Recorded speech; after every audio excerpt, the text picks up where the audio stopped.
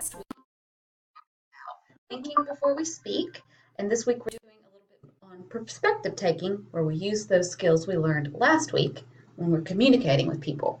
And so I have an example here. This is you, and this is your mom.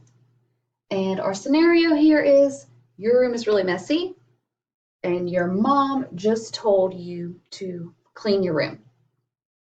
You aren't using your think strategies. You get annoyed with your mom.